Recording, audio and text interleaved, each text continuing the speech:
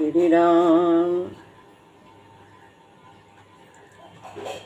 गुरुर्ब्रह्मा गुरुर्विष्णु गुरुर्देव महेश्वरः गुरु साक्षात् परब्रह्म तस्मै श्री गुरुवे नमः।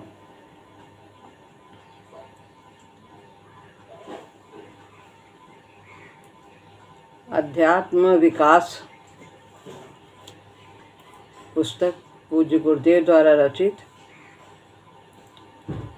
इसका आज 18वां अध्याय हम लोग सुनेंगे। यज्ञ।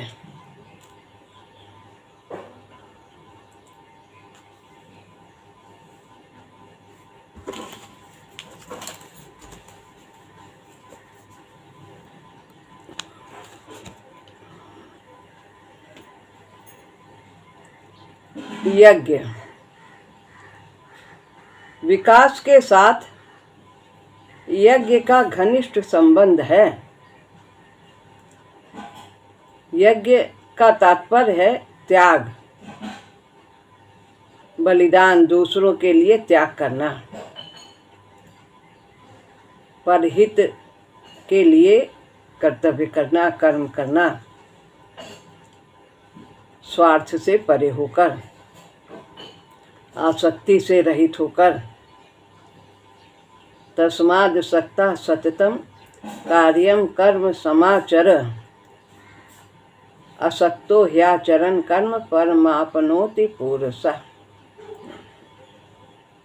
तो कहते हैं सावधान होकर के अनासक्त भाव से कर्म कर। किससे? अर्जुन से कह रहे हैं, अर्जुन के माध्यम से हम सबको कह रहे हैं। तो असक्तो ह्याचरन् कर्म परमापनोति पुरुषा। अनासक्त भाव से किया हुआ कर्म निश्चित रूप से परमात्मा की प्राप्ति कराता है। तो विकास का यज्ञ से घनिष्ठ संबंध है। जब त्याग की भावना से कर्म किया जाता है तो वो यज्ञ होता है और उससे हमारा विकास तीव्रता से होता है।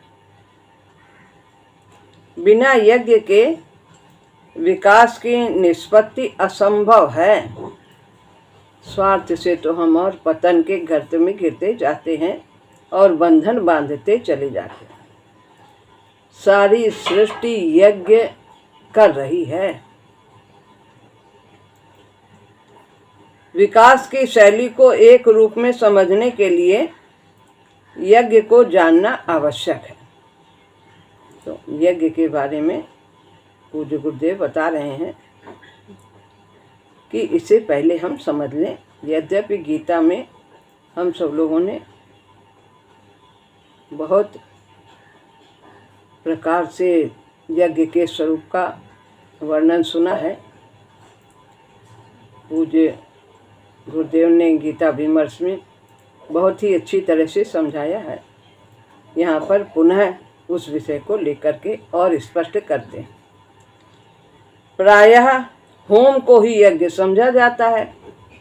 अग्नि में डाल दिया सामग्री, हवन सामग्री, और मंत्र बोल दिए 2-4, बस यही यज्ञ हो गया, यही समझा जाता है। ये तो 1% है। और यदि ये कामना से किया गया तो ये यज्ञ भी नहीं कहा जाए। होम में, अग्नि में अन्नादि की आहुतियाँ मंत्र पर पढ़कर दी जाती हैं। यह आशा की जाती है कि इस प्रकार से होम किया हुआ अन्न देवताओं को प्राप्त होगा, जिनके निमित्त यह आहुतियाँ दी गई हैं। जिस देवता के भाव से हम करते हैं, चाहे सूर्य हो, इंद्र हो, किसी भी देवता के भाव से हम आहुति करते हैं, देवी आदि कोई भी, तो वो उसे अन्न का भाग प्राप्त हो जाता है, भस्मीभूत होता है। जो हमारी भावना होती है वो वहाँ तक पहुँच जाती है, अन्न भस्म हो जाता है, उसका अन्नमय स्वरूप समाप्त हो जाता है और फिर प्राणमय शरीर और मनोमय जो है वो भाव है, तो उसका सूक्ष्म तत्व भावना के रूप में उस तक पहुंच जाता है। इतना मात्र नहीं, ब्राह्मण काल के ऋषि तो होम को एक सुनिश्चित विज्ञान समझते थे, तो ये होम कर देते थे, बहुत कुछ इससे प्राप्त करा लेते थे। अनेक उदाहरण मिलते हैं। पुत्र आदि की कामना हो तो भी होम से, यज्ञ के द्वारा उसे पूरी की जाती थी। पानी बरसाना हो आदि आदि, इस तरह से ये ब्राह्मण काल में, जिसमें ब्राह्मण का बोलबाला था, तो इस तरह इसको एक निश्चित सुनिश्चित विज्ञान समझते थे कि मंत्रों के द्वारा इस प्रकार आहुति करके हम बहुत कुछ सफलता प्राप्त कर सकते हैं, यानी कि जो चाहते हैं भौतिक सामग्री उसे हम प्राप्त कर लेते। आवाहन करने पर देवताओं को आना होगा। यदि ठीक विधि से होम किया गया तो बलात् उनको जजमान का काम करना ही पड़ेगा। सब विधि विधान से किया जजमान ने, तो वो जरूर उन्हें काम, जो उनकी कामना है उसे पूरा करना ही पड़ता था। किसको? देवताओं को। इस प्रकार से किसी युग में देवताओं को प्रभावित करने का यह एक साधन था, यज्ञ होम। ऊंचे लोक की आत्माएं देव विकास क्रमानुगत आत्माएं आती भी होंगी। तो उच्च लोक में देवताओं का निवास है, तो जैसे जैसे देवता विकास क्रम के अनुसार से हैं, कोई छोटे देवता, कोई बड़े देवता, इंद्र सबसे बड़े देवता माने जाते हैं, और ब्रह्मा तो देवादिदेव ब्रह्मा उन सबके भी देवता हैं, पितामह हैं। तो ये जो देवता की श्रेणी में आते हैं, तो ये सब देव विकास क्रमानुगत आत्माएं आती भी होंगी, और जो और उच्च आत्माएं हैं जो देवताओं के स्तर तक पहुंचने वाली, वहाँ तक पहुंच रही हैं, वे भी बुलाए जाने पर आ जाती थी। इसमें संदेह प्रतीत नहीं होता। यहाँ तक कि पहले इतनी शुद्धि रहती थी कि जो पितर लोग हैं उनको जब श्राद्ध किया जाता था तो वे साक्षात प्रकट होकर के वो आते थे और वो श्राद्ध का सामान ग्रहण करते थे। ऐसा होता था पहले। और अब तो शुद्धि नहीं है, बहुत सब अंतर्जातीय विवाहों के कारण सब संकर संतानें हैं, इसको कहा ही जा सकता है। तो इस प्रकार ये अब उस प्रकार से वो पितर लोग नहीं आते। इसमें संदेह नहीं प्रतीत होता। किसी पुराने युग में मनुष्यों तथा देवताओं का निकट संपर्क रहा है, ऐसा पुरातन वर्णनों से प्रतीत होता है। इसमें असंभावना का कोई कारण नहीं, ऐसा होता था पहले। यह तो यज्ञ का प्रचलित स्वरूप था पहले के समय में, ब्राह्मण काल में। इसमें संदेह नहीं। हमें तो इसके आधारभूत नियम को समझना है। इसका नियम क्या है? यज्ञ का होम की आवश्यकताएं हैं। क्या है होम में? क्या आवश्यकता है? क्या क्या चाहिए होम करने के लिए? पहली बात, देवता चाहिए जिसके प्रति हम यज्ञ कर रहे हैं। देवता, शांति तथा आहुति सामग्री चाहिए। सब अग्नि, घी, ये सब कुछ सामग्री, हवन की सामग्री आदि सब चाहिए। आहुति जिसमें डालना है, सब अग्नि आदि सब कुछ। और यजमान के बिना यज्ञ असंभव ही है। और जो पूजा करेगा उसकी तो बहुत ज़रूरत, जिसको चाहिए सामान पदार्थ चाहिए, कामना है जिसकी, उसको भी होना चाहिए। अग्नि में होम हुआ अन्न किस प्रकार से देव को प्राप्त हो सकता है, ये समस्या है। इसे समझना है कि हम अग्नि में डालते हैं और देवताओं के किस प्रकार से प्राप्त हो जाता है, इसको महाराज जी बताते हैं। देवता सूक्ष्म होते हैं, उनका शरीर स्थूल नहीं है और इसलिए वो स्थूल अन्न को ग्रहण नहीं कर सकता। सामने तो कोई व्यक्ति है, हमारे सामने बैठा, उसको खिला दिया, कुछ भी खा लिया, स्थूल वस्तु है, वो स्थूल रूप से ग्रहण किया, उसने खा लिया, उसको ग्रहण कर लिया। लेकिन देवता सूक्ष्म है, तो वो स्थूल अन्न जो हम कुछ बनाते हैं या अग्नि में डालते हैं, वो कैसे उसको ग्रहण करेंगे, इसका भी किस प्रकार से विधि है वो बताते हैं। स्थूल अन्न जला भी दिया जाता है, सूक्ष्म देव का भोज्य भी सूक्ष्म होगा, उसको जलाया जाता है, सूक्ष्म किया जाता है। हमारे प्राणमय शरीर का भोजन प्राण है, तो सभी को जो है देना होता है। अन्नमय शरीर के लिए अन्न देना होता है, प्राणमय के लिए जो है कामना होती है, और मनोमय में भाव होता है। सभी के आहार, सभी को जरूरत है आहार की, मनोमय को भाव चाहिए। तो हम इसे सूर्य से सीधा प्राप्त करते हैं। प्राणमय शक्ति है, प्राण शक्ति है। तो यह प्राणमय कोष की कैसे पुष्टि होती है, यहाँ पर यह बताया है कि प्राण का काम तो कामना है, लेकिन इसका जो भोजन है वो शक्ति है, ऊर्जा है, वो ऊर्जा वो सूर्य से प्राप्त करता है। इस प्रकार ये पुष्ट होता है। अथवा अन्नादि में निहित रूप से, इसे हम सूर्य से सीधा प्राप्त करते हैं, अथवा अन्नादि में निहित रूप से, अन्न में भी जो शक्ति है, ऊर्जा है, उससे भी हम प्राण को पुष्ट करते हैं। भावों से ही मनों में पुष्ट होता है। कैसी भावना है हमारी देवता के प्रति, कितनी श्रद्धा है, इससे हमारा मनों में पुष्ट होता है। देवता की पुष्टि अन्न के सूक्ष्म अंश से, प्राण से अथवा मनोमय अंश से होगी। ये पहली बात, अन्न का सूक्ष्म अंश हो, जला दिया जाए, और दूसरी बात प्राण से शक्ति हो, ऊर्जा हो, उसके द्वारा वो प्राप्त करते। फिर तीसरी बात भाव के द्वारा प्राप्त करते। भावना हमारी शुद्ध होनी चाहिए, उनसे हम क्या मांगते हैं उनके प्रति निष्ठा होनी चाहिए, श्रद्धा होनी चाहिए, जिस देवता को हम बुला रहे हैं, आह्वान कर रहे हैं। होम में देवता को वही प्राप्त हो सकता है, तभी उसे प्राप्त होगा जब ये सब कुछ होगा, सामग्री भी होगी और उसमें क्रिया भी होगी, ऊर्जा और फिर भावना भी हो। और वो प्राप्त कैसे होता है? जलाने से। अग्नि स्थूल अंश को विच्छिन्न कर देती है, राख बना देती है। सूक्ष्म अंश स्थूल के बंधन से मुक्त हो जाता है। जो उसका अंश है अनाज का, अन्न का, वो जब जल गया तो उसके बंधन से मुक्त हो जाता है। यजमान मंत्र शक्ति के द्वारा उसे देवता तक पहुंचा देते हैं। यह सूक्ष्मांश देवताओं का भोजन होता है, उसके शरीर का अंश बन जाता है, देवता पुष्ट होते हैं उससे। अतः अन्न का दिव्यीकरण हो जाता है। अन्न का देवता के पास पहुंच गया तो अन्न का दिव्यीकरण हो गया, उसका सूक्ष्म भाग।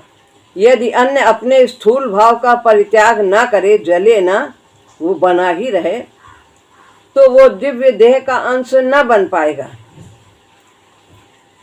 यही उच्च परिवर्तन होम का रहस्य है। इसी प्रकार से सभी यज्ञ करते हैं।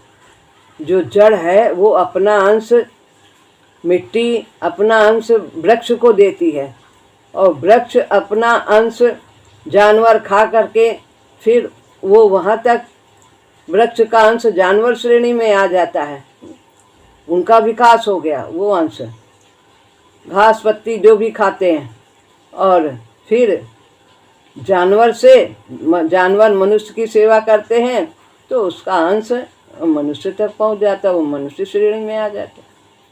और मनुष्य देवता की उपासना करता है तो वो देवत्व को प्राप्त होता है, इस प्रकार से होम आदि करके। और यदि परमात्मा की उपासना करता है तो वो दिव्यत्व को प्राप्त होता है। यही यज्ञ का रहस्य है, एक नीचे भाव को छोड़कर ऊंचे भाव को प्राप्त करना। कैसे करेगा? त्याग के द्वारा। यदि जड़ मिट्टी अपना अंश वनस्पति को ना दे, पेड़ ना उगे, तो फिर वो कैसे दूसरी योनि में आएगी, वृक्ष योनि में? तो वो अपना तत्व उसको देता है, तो मिट्टी से वो आहार ग्रहण करता है वृक्ष, और फिर वो फल फूल देता है। तो इसके बिना विकास असंभव है, यह तो स्पष्ट है। इसका दूसरा नाम त्याग है। यही विश्व का आधारभूत नियम प्रतीत होता है, त्याग। यज्ञ का तात्पर्य त्याग।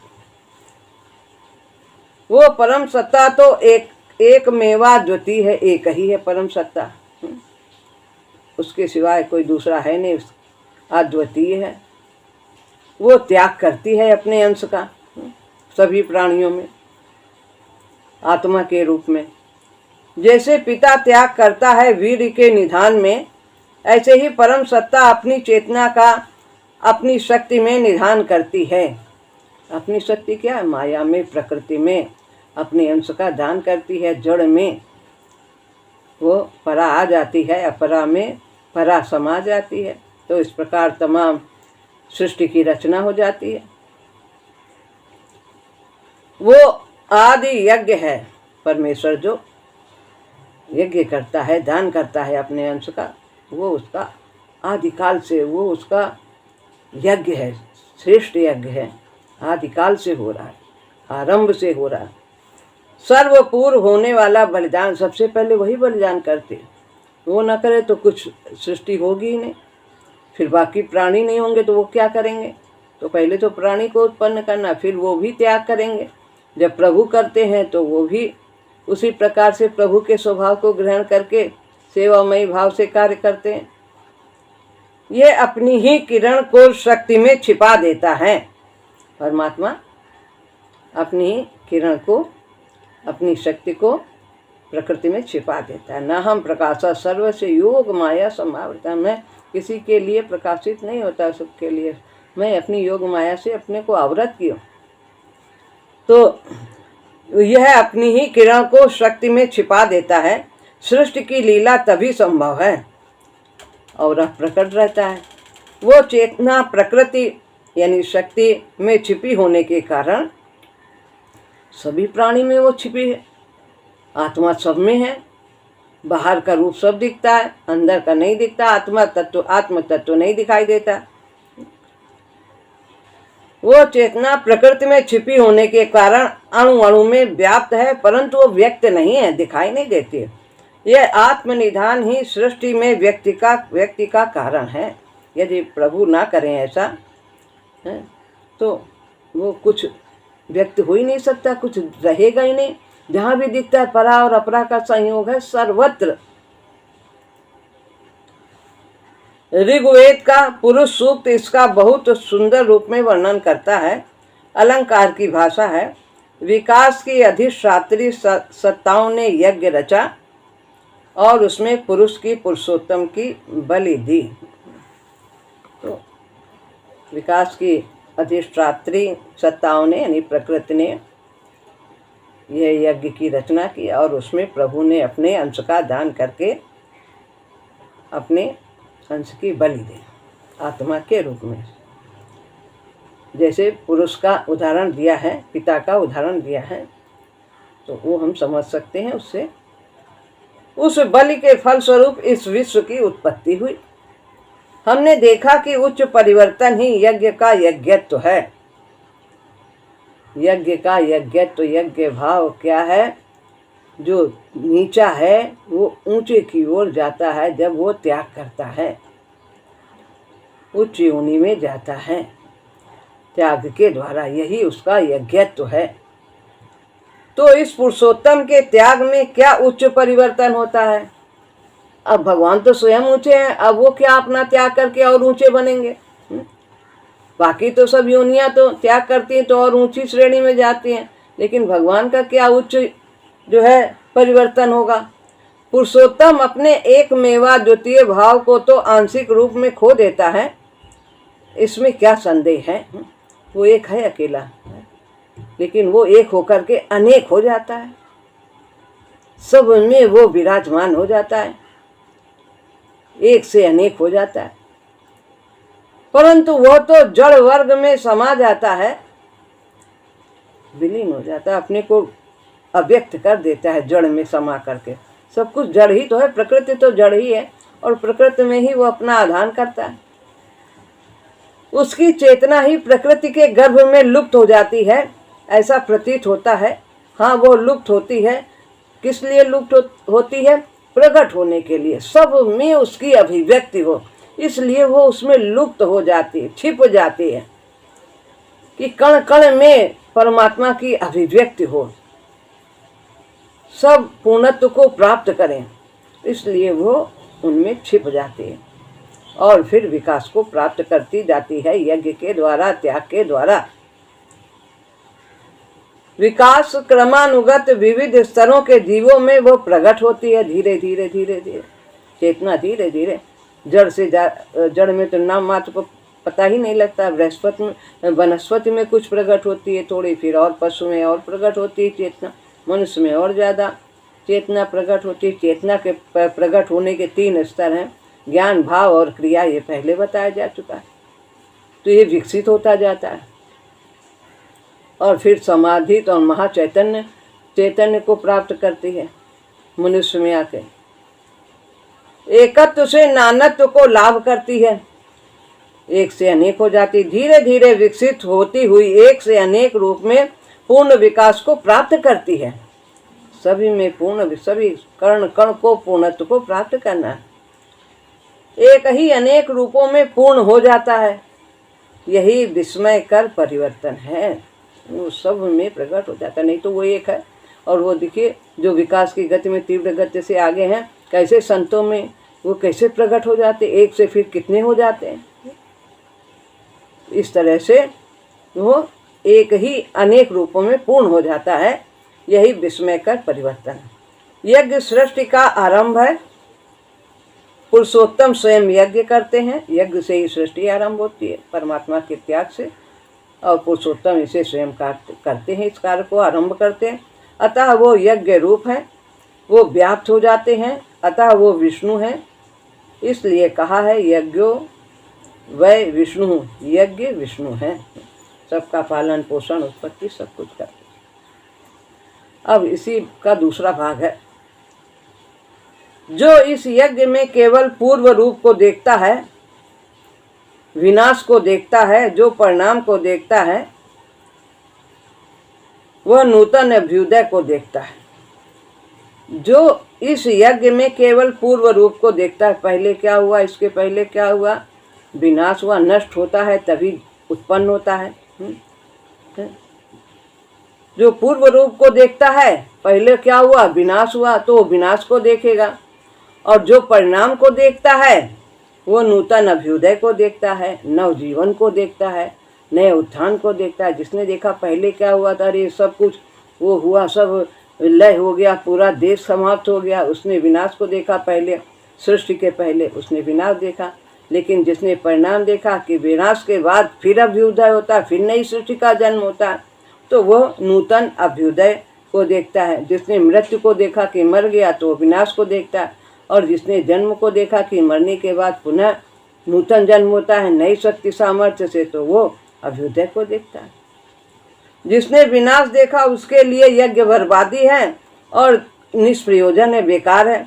और जो परिणाम को देखता है वो जानता है यह बर्बादी नई उज्जवल आबादी की तैयारी है।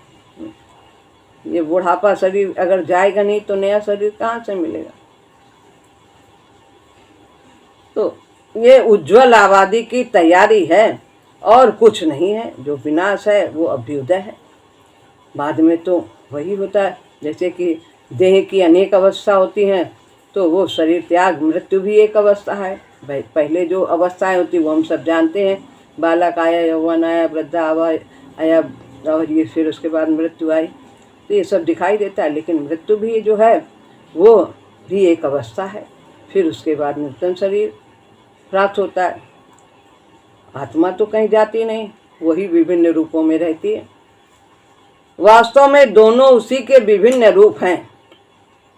जो समूचा देखता है वही देखता है कि विनाश है तो विकास है। यह यज्ञ का क्रम पुरुषोत्तम ने चलाया था और हमें सारे विश्व में ये चलता हुआ दिखता है। सभी यज्ञ कर रहे हैं, अपने अपने स्थान पर रह करके सभी त्याग कर रहे हैं, अपने कर्तव्य से आगे बढ़ रहे हैं।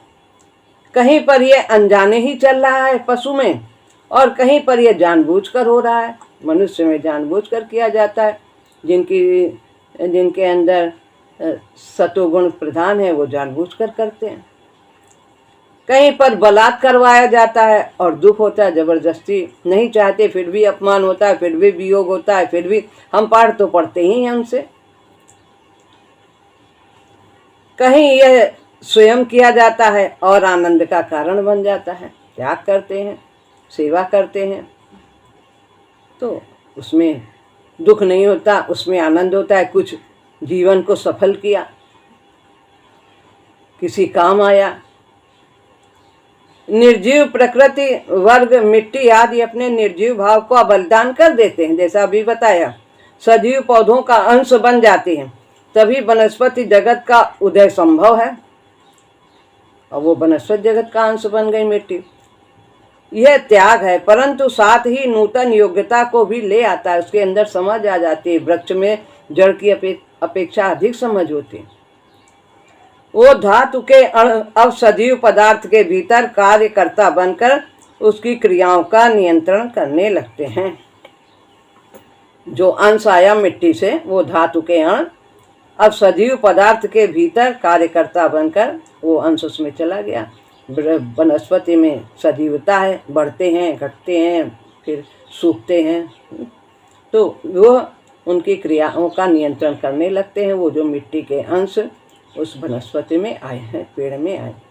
वनस्पतियाँ अपने वनस्पति भाव का त्याग करती हैं, जीवन की बलि देती हैं, तभी तो पार्श्वी जगत की संभावना वास्तविकता में प्रकट होती है। फिर वो वनस्पति अपना त्याग करती है और फिर वो पशु लोग उनको खाते हैं, और फिर वो अपनी एक उच्च श्रेणी में पहुंच जाते हैं। वनस्पति से पशु आ जाते हैं।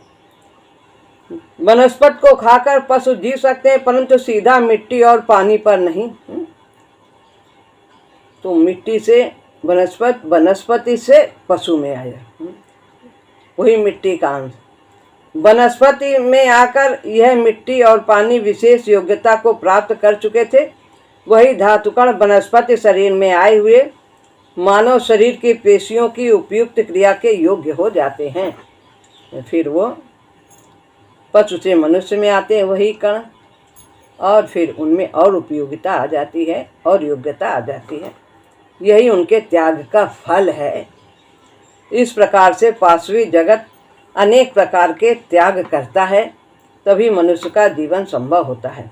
माता पिता त्याग करते हैं, तभी बालक नूतन शरीर ग्रहण करता है, और फिर वह और अधिक त्याग करते हैं तो वो समाज का एक सदस्य बन सकता है। उसको पालते हैं, पोसते हैं, अच्छे संस्कार देते हैं, तो वो समाज का एक सभ्य सदस्य बन जाता है।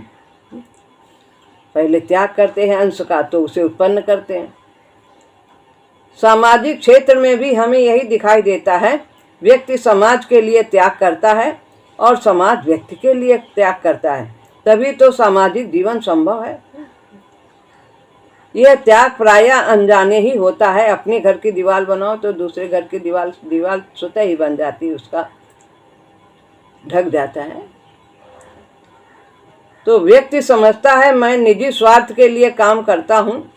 सब अपने अपने स्वार्थ, अपने अपने जीविकापार्जन के लिए सभी काम करते हैं, लेकिन इससे समाज भली प्रकार चलता है। सभी एक दूसरे की सेवा करते हैं।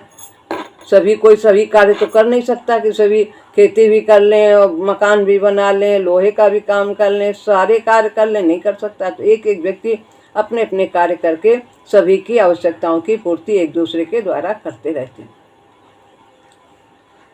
परंतु काम तो समाज का होता है। व्यक्ति को समाज के लिए त्याग करने पर ही सामाजिक जीवन की सुविधाएं उपलब्ध हो सकती हैं। यह नियम हमें सारी सृष्टि में ओतप्रोत दिखता है। आध्यात्मिक साधन में भी यह अनिवार्य है।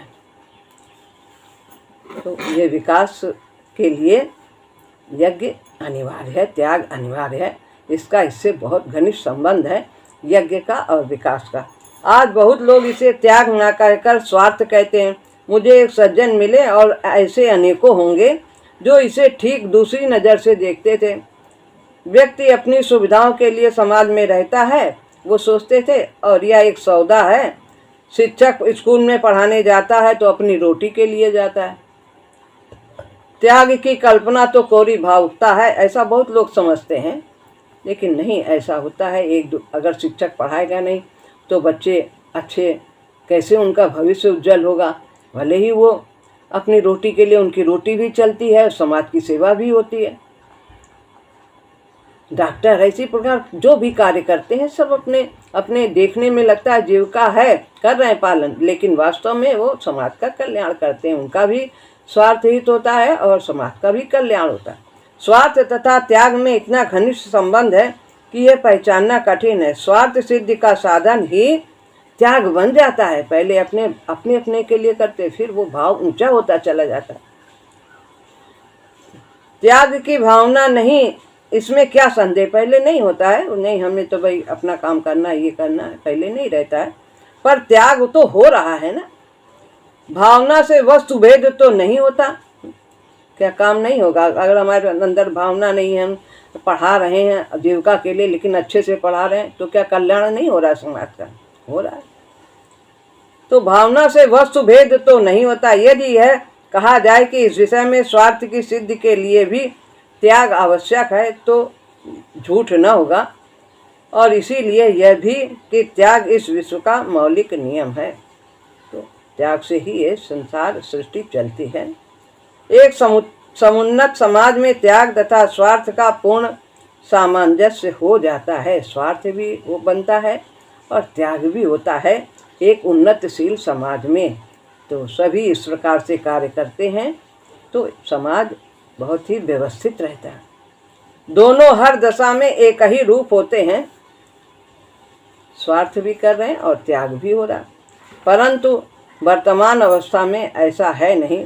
कभी कभी स्वार्थ तथा त्याग की होड़ होती है और स्वार्थ में व्यक्ति गलत कार्य कर जाता है। डॉक्टर भी गलत कार्य कर जाता है, स्वार्थ के वशीभूत होकर क्या क्या अनर्थ कर देते हैं। इसी तरह अपने अपने स्थान पर सद्भावना रखते हुए अपने कर्तव्य का पालन करना चाहिए और अपना भी काम होगा और समाज का भी कल्याण होगा। त्याग उन्नति के लिए, विकास के लिए आवश्यक है। यही यज्ञ है। यह सारे विश्व में ओतप्रोत है। विनाश इसका पूर्व रूप है और नूतन अभ्युदय इसका परिणाम है। तो विनाश होता है तो किस लिए होता है? विकास के लिए होता है, अभ्युदय के लिए होता है। जब कोई चीज़ नष्ट होती है तो फिर उसकी उत्पत्ति भी होती है। इस प्रकार यह यज्ञ का अध्याय यहाँ पर समाप्त होता है। श्री राम।